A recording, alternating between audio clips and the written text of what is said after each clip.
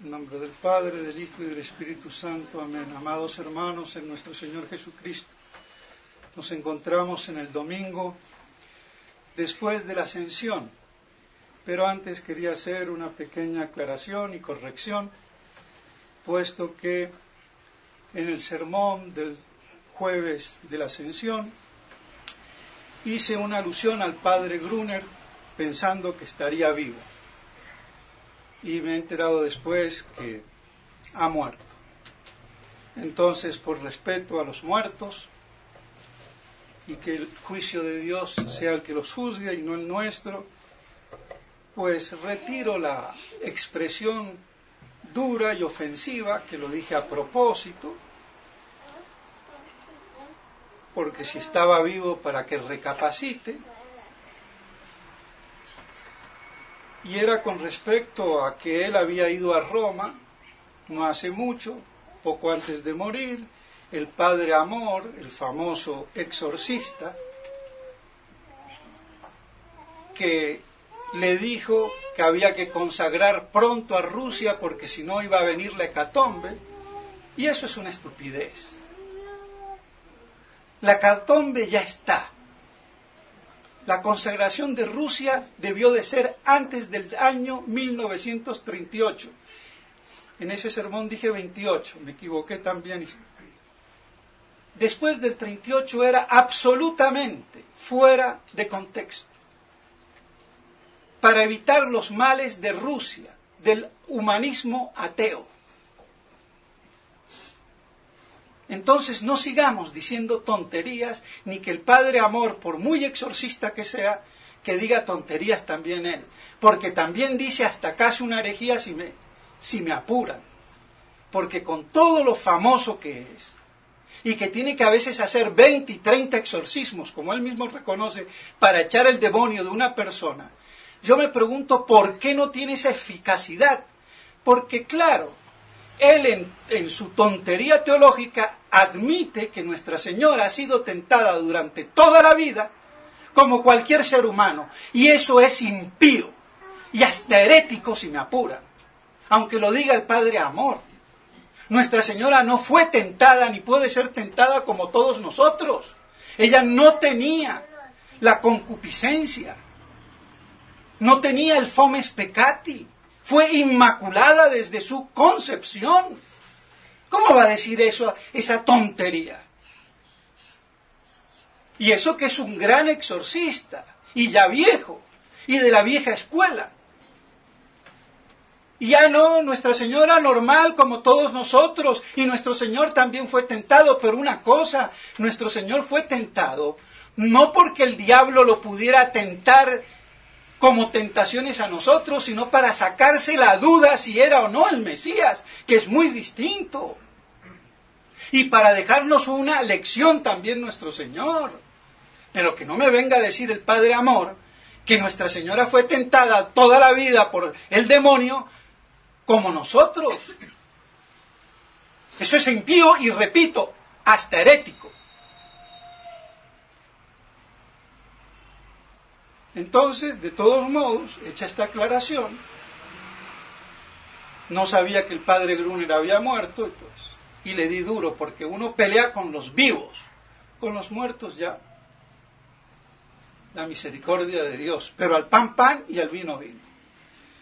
Entonces, mis estimados hermanos, en este domingo, después de la Ascensión, ese glorioso Jueves Santo, después de 40 días que nuestro Señor permanece entre sus discípulos, apareciendo y desapareciendo, consolidando la iglesia. De ahí que no es solamente la escritura, sino todo lo que viene por tradición oral, y la escritura es parte de esa tradición oral escrita, pero no es todo. Lo primigenio es la tradición oral. Entonces, así tenemos que nuestro Señor durante estos 40 días consolida la iglesia y promete, antes de partir, el envío del Espíritu Santo. del apuntalador, más que consolador de pañuelo de lágrimas, el que apuntala, como hace ver el padre Castellani, que apuntala un edificio, una viga o lo que quieran, desde adentro, puesto que el Espíritu Santo es el alma de la Iglesia, y darán testimonios de sí, de Él, los apóstoles, cuando reciban al Espíritu Santo el día de Pentecostés, o sea, 10 días después de la ascensión. Y la ascensión, mis estimados hermanos, y lo recalco, porque se ha olvidado en la predicación común y corriente de la Iglesia, por los hombres de Iglesia, que es un acontecimiento profético o apocalíptico. ¿Por qué? Porque así como Él asciende a los cielos, volverá una segunda vez el glorioso retorno de Jesucristo Rey, en gloria y majestad, el día de su parusía, o segunda venida de nuestro Señor Jesucristo. Y eso es dogma de fe. Y en ese lapso entre la ascensión y la parusía, toda la historia que le toca vivir a la Iglesia. Entonces no podemos tener un concepto de la ascensión desligado de la contracara de la misma moneda de la parusía. Así lo volveréis a ver, bajando de las nubes. Y esa es la gloriosa y bienaventurada esperanza que trasunta toda la Escritura y el Nuevo Testamento, de la cual nos habla San Pablo. Y es la única que nos hará mantenernos firmes ya cuando esté apoteósicamente instalado dentro de la Iglesia como misterio de iniquidad y de abominación de la desolación en lugar santo, Satanás con sus secuaces, el anticristo y principalmente el profético o profeta, que es el religioso, que mata las almas, que hace abortar la fe. Peor que el anticristo político, que solamente puede matar el cuerpo.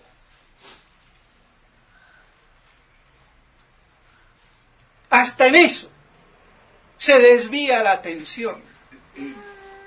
El diablo se las sabe todas. Y por eso, mis estimados hermanos, la ascensión nos evoca, nos recuerda y nos hace pedir el retorno de nuestro Señor. Porque esa es la promesa de que Él vuelva.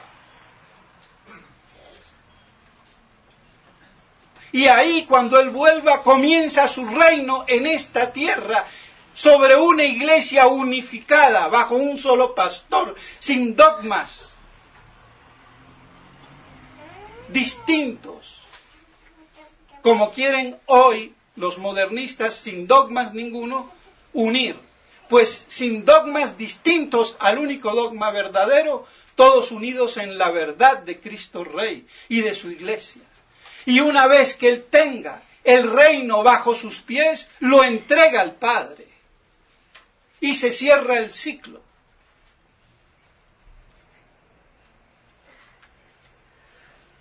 Por eso el odio satánico contra la parusía y todas las tergiversaciones habidas y por haber que han comenzado desde los apóstoles mismos.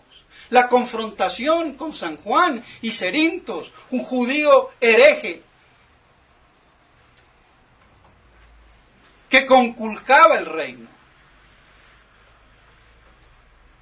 Y que muchos como Orígenes empiezan a alegorizar y después eso se volatiliza. San Jerónimo, que admiraba a Orígenes castrado por bruto, por entender literal, crudamente las Escrituras, se castra. Y para no cortarse la cabeza, si seguía en las mismas, entonces alegoría. ¿Y de la alegoría qué? Cualquier fábula. Porque es el sentido literal el que prima. Y cuando el sentido literal que prima no se puede, entonces se puede alegorizar, pero en base a lo literal, no en el aire. Pero antes hay un sentido literal simbólico que hay que respetar a su vez. Entonces todo se volvió desgraciadamente alegórico. Y en lo que sí no alegorizan es cuando le dicen la contraria. Ahí sí se vuelven a rajatablas, contra todo lo que sea literal. Y bueno, errores de hombres. Pero cuando esos hombres son los que gobiernan la iglesia, son los teólogos, son los doctores, ¡qué desastre! Y pues bien, en el Evangelio de hoy, la iglesia en su infinita sabiduría divina, nuestro Señor asciende a los cielos. ¿Y qué nos dice la iglesia? Que nos preparemos para ser excomulgados de la persecución. ¿Por qué? Porque justamente todo lo que acontece hasta la parusía es un duro y cruel combate y persecución para la iglesia y los verdaderos fieles de Cristo. Y eso hoy lo vivimos nosotros en carne propia, cuando la iglesia está reducida a su mínima expresión. Y gobiernan satánicamente desde Roma en la apostasía. Y todo eso es oficial y legal, políticamente correcto. Y todos claudican. Todos reconocen, hasta el mismo Monseñor Williamson, que se pone en contrapartida de Monseñor Felé, y el mismo Monseñor Ford, reconocen la legitimidad de la apostasía. Entonces lo que están predicando es una falsa resistencia. Y a los verdaderos resistentes, y a los primeros, como yo soy un ejemplo, y me perdonan si peco de orgullo, pero primero la verdad, los persiguen miserablemente. Y le dan la espalda. Y lo tratan a uno de degradar. Pero como a mí no me pueden degradar porque ellos intelectualmente no dan la talla, no tienen formación teológico, exegético, filosófico, metafísico, por eso no pueden. Y a chuparse el dedo. Gracias a Dios. Porque si no, quedaría como un loquito arrequintado por ahí. Pero bueno, no es orgullo propio. La burra de Balaam también dijo la verdad infaliblemente. Así que, si una burra o una piedra puede decir, David, como dijo nuestro Señor, si no lo dicen los niños, los dirán las piedras, más un sacerdote que no es tampoco tan tontito. Entonces las cosas claras y definidas y detectando al enemigo, porque el enemigo no son los rusos ni los chinos. El enemigo está dentro de la iglesia, ha salido de la iglesia, engendrado de allí.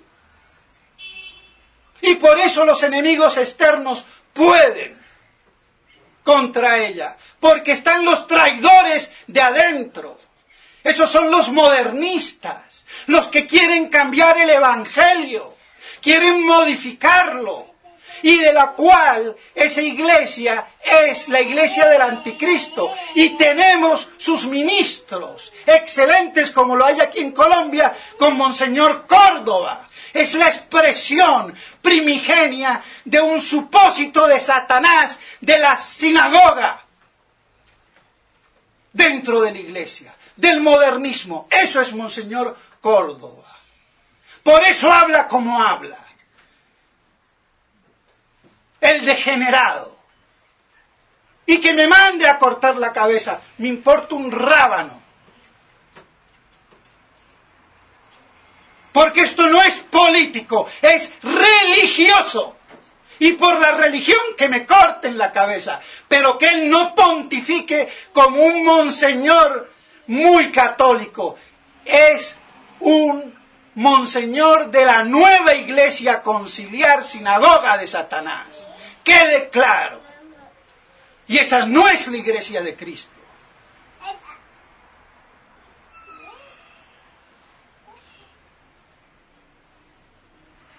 Esa es la expresión, y gracias a Dios que hay gente así, para que las cosas sean claras. Ahora, otra cosa es que los tontunos, oficialistas, quieran ponerle una vela a Dios y otra al diablo. Hay que darse cuenta, mis estimados hermanos, hay dos iglesias perfiladas y definidas. La iglesia de Cristo verdadera, perseguida y reducida a un pequeño rebaño fiel, disperso por el mundo, sin pastores prácticamente. Y la iglesia oficial, jerárquica, corrompida, que pontifica desde Roma, apóstata, sede del anticristo, como lo dijo Nuestra Señora en la Salet. ¿Lo quieren o no lo quieren ver?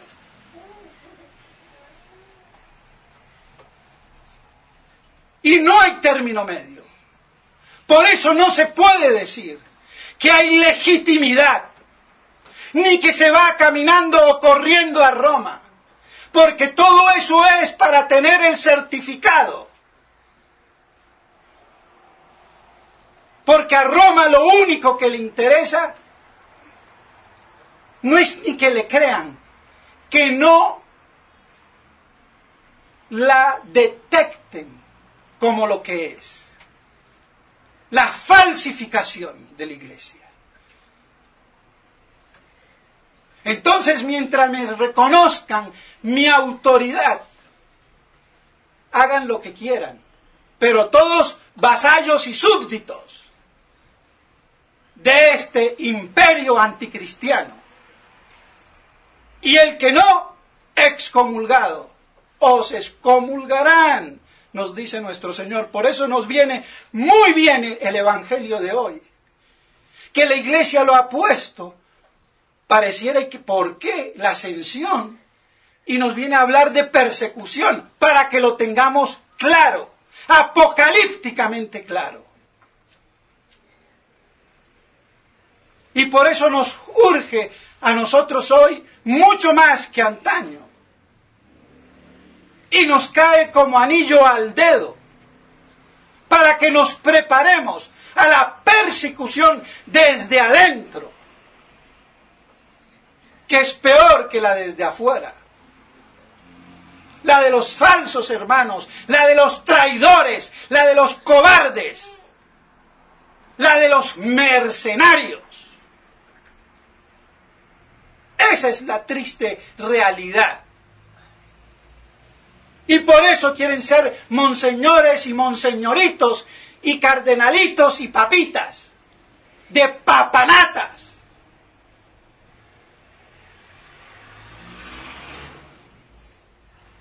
Hasta eso ha llegado la usurpación. Pero como ya no impera la verdad, como lo dijo San Pío X, cuando la iglesia no pueda seguir manteniendo ya el imperio de la verdad, Cristo estará pronto a venir. Y eso, mis estimados hermanos, es un hecho. Y él mismo lo dijo en su primera encíclica de 1903, es Supremi Apostolati, que toda la historia nos conminaba a pensar que el anticristo está pronto, o si no es que ya habrá nacido. Y eso lo dijo hace más de un siglo. ¿Qué no diremos hoy? Pero si nos vamos a pintar el anticristo como me lo da la propaganda judeo-masónica y en los cuentos del chip, estoy frito. Aquí no hay ningún chip. El primer chip es el que a mí me coman el coco, los principios, la cabeza, las ideas, los conceptos, el pensamiento. Ahora hay que ser gay, hay que ser demócrata, y el que no, out, para afuera, se acabó. Reyes o republicanos, pero todos democráticamente humanistas, que es la gran religión, la democracia, del antropocentrismo o antropoteísmo, como lo definió Gómez Dávila.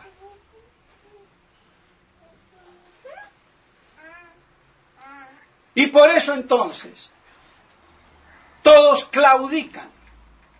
Deben de claudicar, porque si no, quedan excomulgados. Y bueno, esa es nuestra suerte. Excomulgados y martirizados. Porque hay que dar testimonio. Y el último testimonio es derramando la sangre por la verdad. Eso hizo nuestro Señor en la cruz. Yo soy la verdad, y murió derramando su sangre. Y sus discípulos igual. Por estar con la verdad que es Cristo. Entonces, no nos queda otra. Ser perseguidos, excomulgados y hasta martirizados igual. Preparémonos, mis estimados hermanos. Martirio físico o moral. Que es peor el moral, digo yo, porque si a uno lo matan, pues se acabó.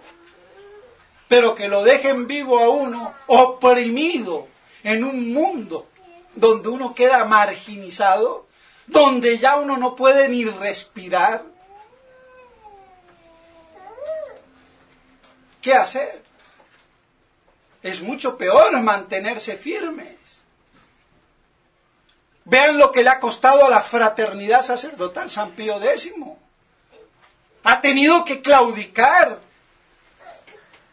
Y en esta claudicación va en un proceso lento, evidente desde el año 2000. Y ahora el padre de Lamotte, que era la pupila de los ojos del famoso padre Simulán, que llegó a ser hasta rector de CON. Y ahora se fue el de Lamotte, medio chinito o japonés, porque es una familia franco-vietnamita o algo así. Ahora está en la diócesis de Versalles. ¿Y qué hacía en la fraternidad? Estaba equivocado. ¿Por qué no se fue antes? Y encima le festejan. El padre Buchacur parece que también. Increíble. Y los fieles a punto de ser engañados.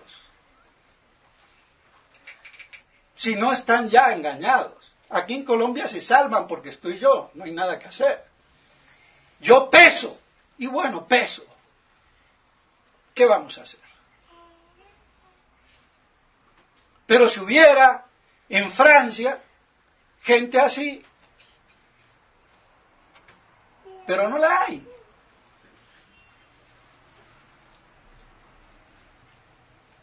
Es increíble.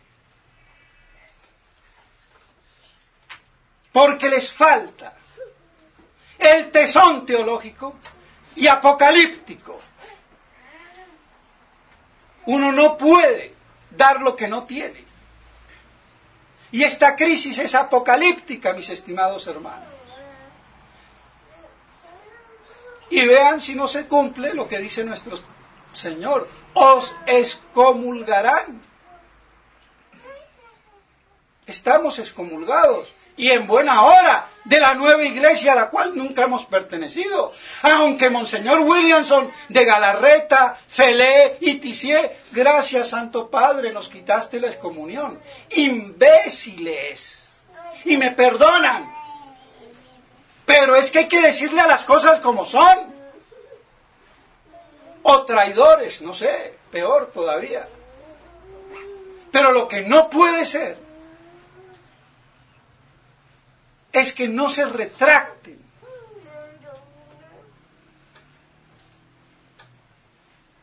Porque si Monseñor Williamson quiere realmente hacer una verdadera resistencia ante Monseñor Felé, debe de retractarse y arrepentirse de haber alabado el motu propio que le concedía legitimidad a la misa bastarda, definida por Monseñor Lefebvre, la nueva misa como bastarda, producto del contubernio católico protestante.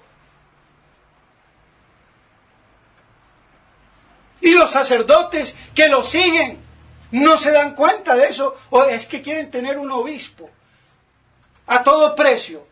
Pues no, me quedo solo hasta que me muera, o a que aparezca un verdadero obispo como debe de ser.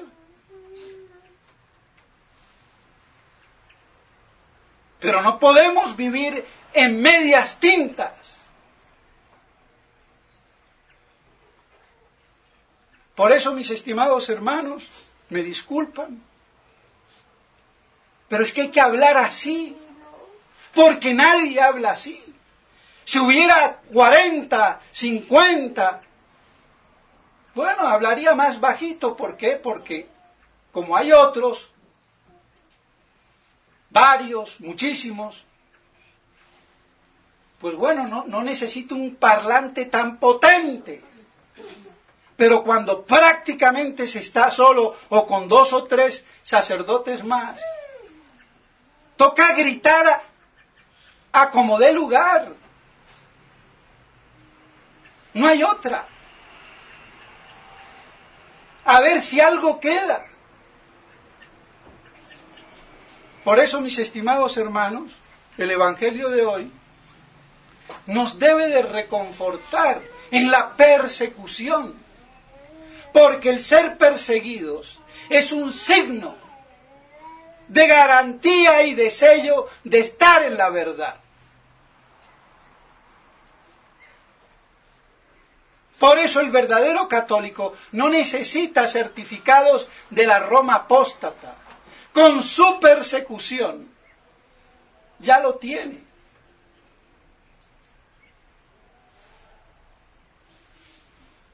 Pues que eso nos dé ánimos y esperanzas, fortaleza, y que podamos ser dignos hijos de Dios,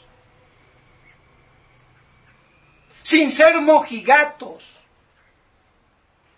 La religión no es de sentimientos, es de principios en las verdades eternas de Dios eterno.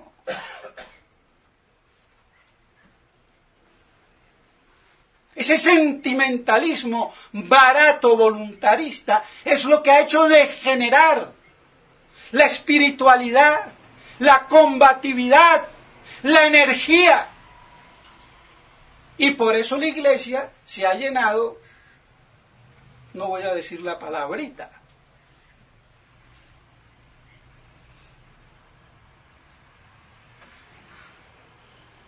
pero ¿a dónde están? ¿Dónde está la virilidad? De ahí viene virtud.